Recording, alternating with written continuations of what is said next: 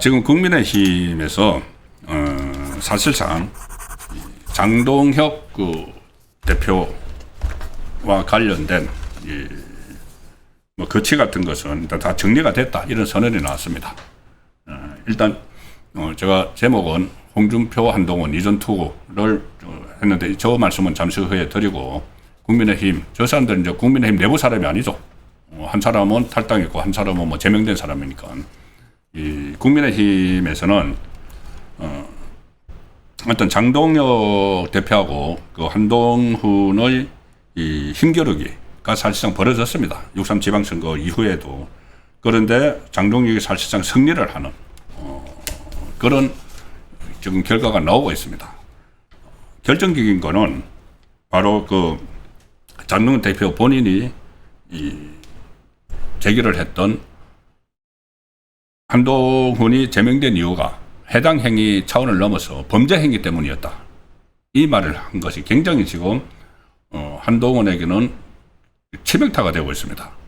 이것을 직접 막 맞대응을 못하고 있죠. 맞대응을 하면은 당원 게시판 이슈가 다시 불거지니까.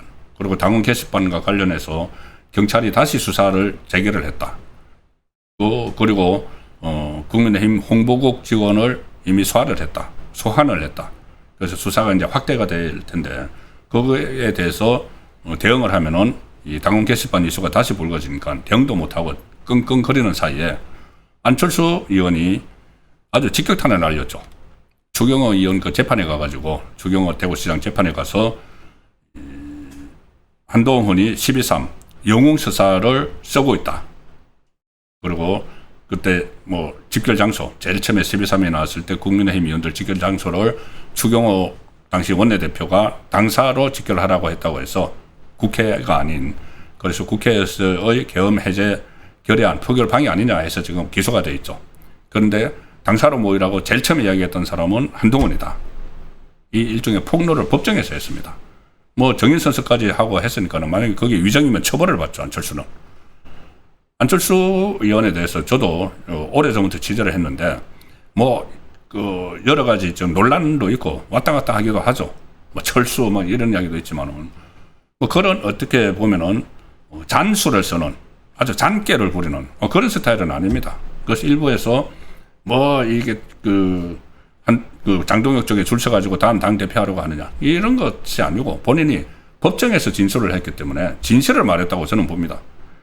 그래서 그 두 가지 범죄 행위라는 것하고 12.3 영웅서사, 이것이 지금 깨지는 것, 이 상황에 직면을 하니까 이 장동혁 사퇴론이 쏙 들어가 버렸습니다.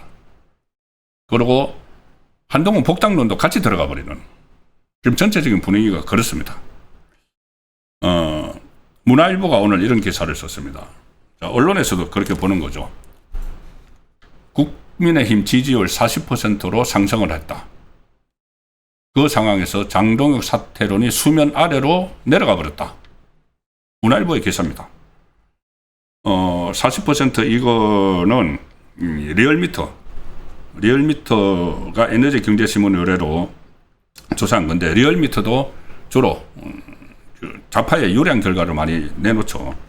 리얼미터에서 정당 지지율 조사에서 민주당이 43.1, 국민의힘이 40.0, 오차 범위 안에 있고, 민주당은 지난 조사 대비 1.7%포인트 떨어졌는데 국민의힘은 1.9%포인트가 오히려 올랐다.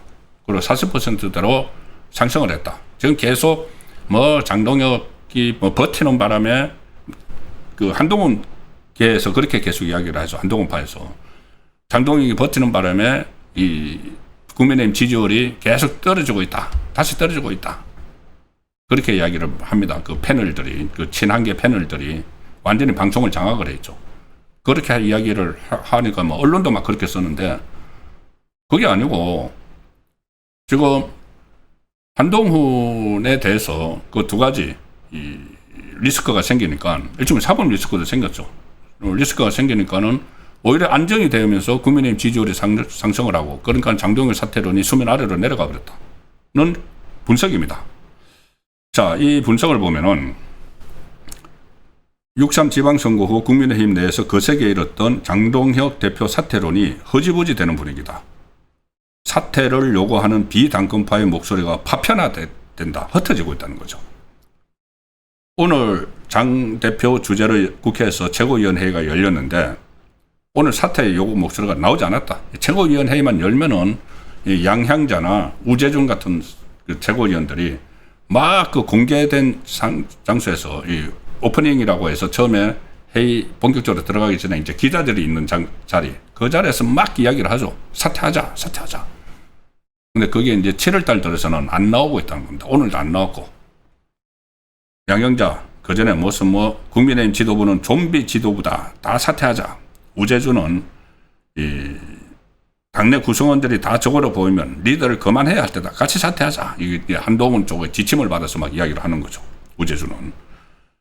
자, 이제 그런 목소리도 이제 안 나오고 7월달 들어서는 최고위원회를 해도 그런 말이 안 나온다는 겁니다. 그리고 비당권파 사퇴 요구에도 구심점이 없다. 당 공부 모임인 대안과 미래, 오선 건영세 등 일부 중진들도 장동혁 사퇴론을 주장을 했지만 당 내에서 대세를 형성하는데 이르지는 못했다. 그리고 최근에 장 대표 측은 사퇴를 요구하는 비당권파에 역공을 가하기 시작을 했고 박준태 국민의힘 당대표 비서실장이 오늘 최고위원회의 직후에 취재진을 만나서 당대표 본인의 임기를 지키기 위한 수단으로 올림픽 공원 시위에 나와 있는 것이라는 취지로 말하는 분들이 있는데 국민을 중심에 두고 정치하는 분이라면 도저히 나올 수 없는 발언이다.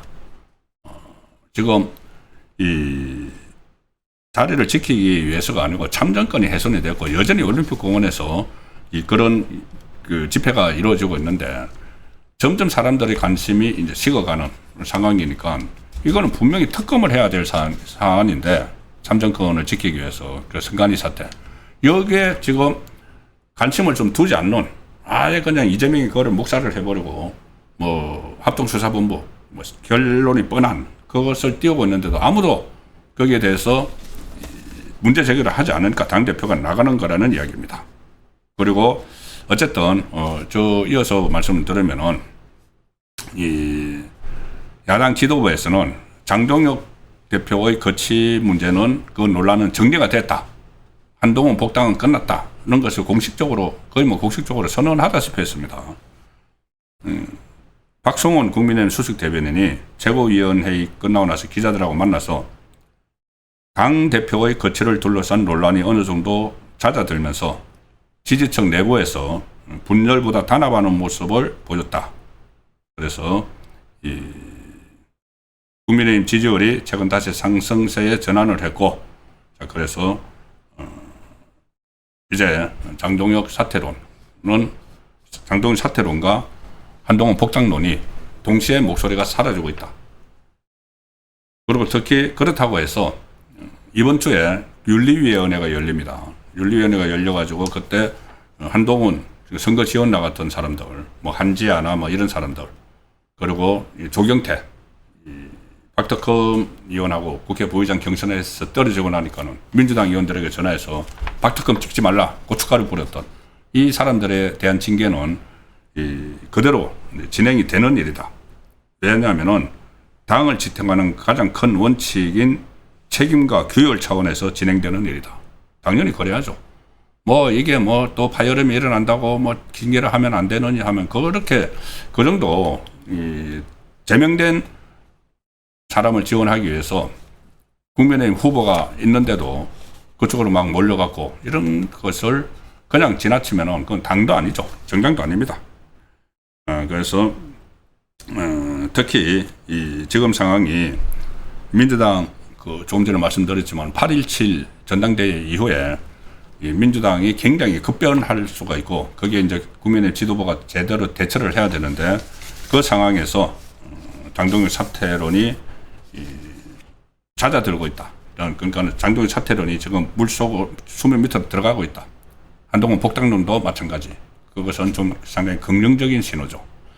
자, 그 상황에서 홍준표와 한동훈 두 사람이 이전 투구를 벌이고 있습니다.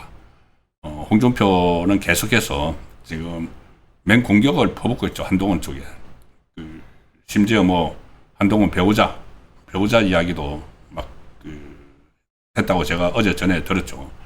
그런 상황에서 한동훈 쪽에서도 지금 반격을 하는데, 반격하는 과정에서 이런 말이 또 나왔습니다. 뭐냐면은 이 신지호 전 의원이 이제 친한계죠. 한동훈계죠. 오늘 MBC 방송에 나와서 이런 말을 합니다. 이제 홍준표를 저격을 한 거죠. 이런 말까지 안 하려고 했는데 신지호 전 의원이, 홍준표 전 시장은 2024년 총선이 끝나고 한남동 관제에서 윤석열, 김건희 부부하고 4시간 동안 진하게 부부 동반 만찬을 했다. 그런데 그 윤석열 전 대통령 부부가 강아지를 많이 키우니까 하나에 몇십만 원짜리 명품 개 목줄을 여러 개를 맞춰가서 선물로 했다는 설까지 바닥에 돌았다. 그러니까 어제 오늘 홍준표가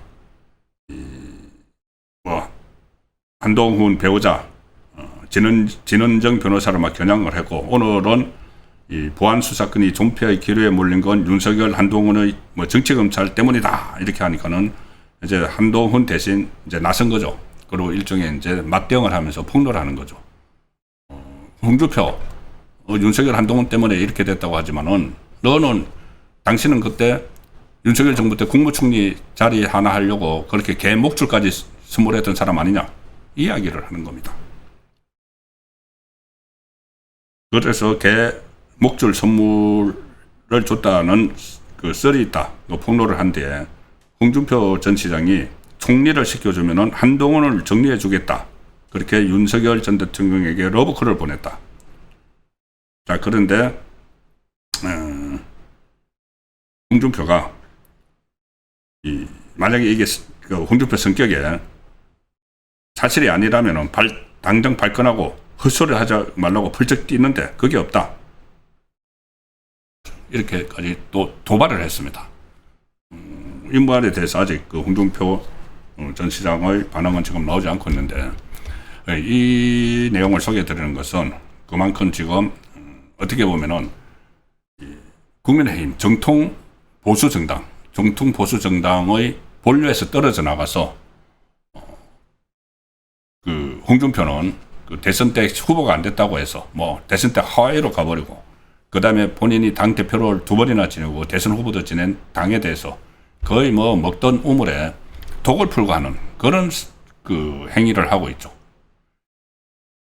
한동훈은 국민의힘에서 어쨌거나 제명을 당했는데, 그 당 게시판 문제 이런 걸로 제명을 당했고, 보수 정당이, 보수 진영이, 보수 세력이, 보수 국민이 이 상황까지 오는데 책임이 충분히 있는 사람입니다. 한동훈은 어쨌거나 2024년 총선을 혼자서 다 지휘하다시피 하면서 비대위원장으로 하면서 참패를 했죠. 참패를 해서 그 다음에 이재명의 그런 폭거가 다 일어날 수 있는 발판이 마련이 된 겁니다.